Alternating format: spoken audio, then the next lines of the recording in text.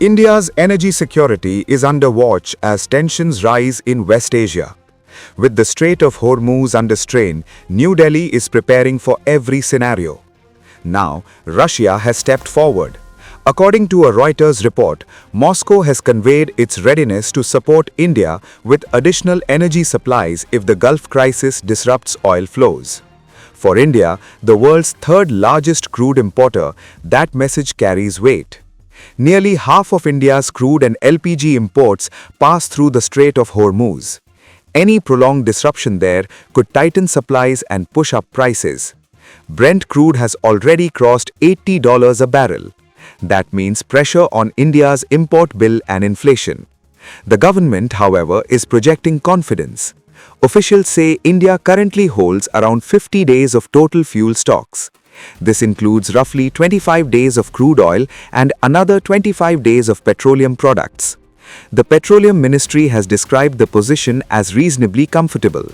Petroleum and Natural Gas Minister Hardeep Singh Puri has said India is prepared to handle short-term shocks. A 24/7 control room is monitoring supplies across the country.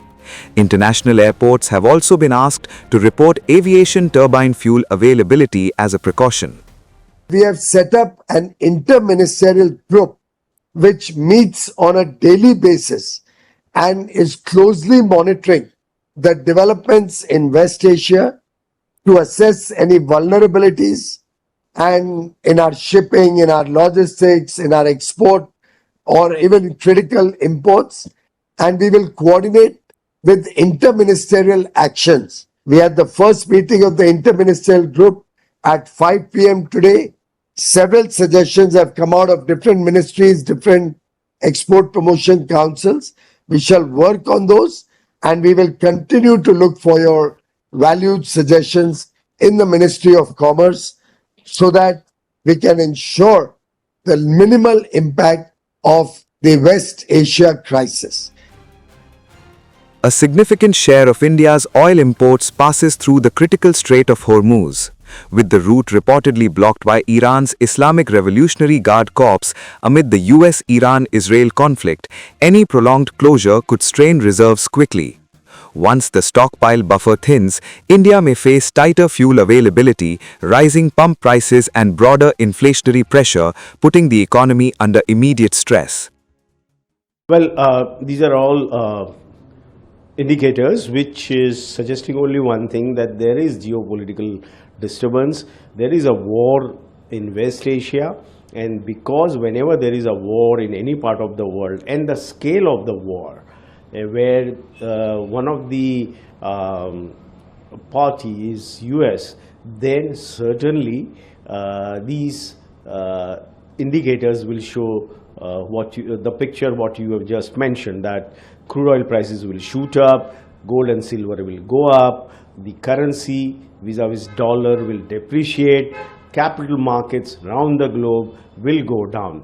The reason being simple, this is uncertainty, how this will pan out, whether it will escalate from here or de-escalate.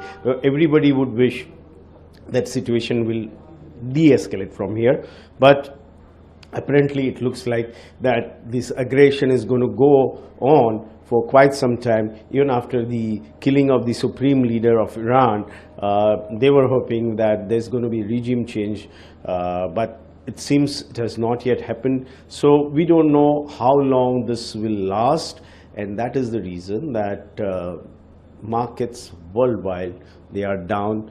Of course, our markets have shown some kind of resilience in the early trade, because when it opened, so the Sensex was down by more than 1,000 points, I believe, and now it is at around 700 points. That means nothing, but at least people were hoping that, people were under the fear that we will see a deeper cut than what we are witnessing currently. Let's hope things improve from here. So result is that, all oil tankers north of Strait Hormuz, they are anchored there, and those who are going on the way to collect oil from Saudi Arabia, Iraq or Kuwait and Abu Dhabi, they basically are stopped there. So no movement at the moment. However, if there is any serious attempt by Iran to target Strait of Hormuz or to mine it or to close it, that would basically, attract response from the United States, and I suspect response even from Saudi Arabia. Saudi Arabia is not going to accept it because for them it's all bread and butter, everything. So therefore, but so far Iran has been careful not to do it. So I think, I'm worried about the way things are going, but my own sense is that probably within the next 7 to 8 days or 9 days, things will begin to stabilize. Probably the United States and Israel are going to say, all right, we have achieved what we have set out to achieve, and they will call for peace or negotiations and so on and so forth. That's a very, if you look at the oil sector as a whole, since oil is a very important commodity for the global economy, and since India is so heavily dependent on oil from that region, 60% of crude oil that we purchase comes from the Persian Gulf area. Therefore, Strait of Hormuz becomes very, very important for us. However, my own sense is that, price of oil may go up, crude oil may go up, maybe $80 per barrel, maybe $85 per barrel. For short term, maybe 8 days, 9 days, 6 days or 10 days and so on and so forth. But I don't think we really need to worry too much about at this stage. The two reasons for that. Number one is I think they have done the geopolitical math that how long the military operation by the United States and Israel is going to last. And my own sense is not going to be more than 10 days because they have already more or less a big part of what they have set out to achieve, they've already achieved, like the killing the top leadership, etc. So therefore, I'm not too worried about oil price at this stage. What happens tomorrow, that's different. But as I look at the horizon today, I think oil prices will definitely go up. But at the same time, after a period of time, maybe 10 days, 15 days, they will start actually going back to the normal, where they should be in terms of demand and supply fundamentals. However, that area called the Middle East or the Gulf region is very important for us because we have deep economic ties with the countries in that region.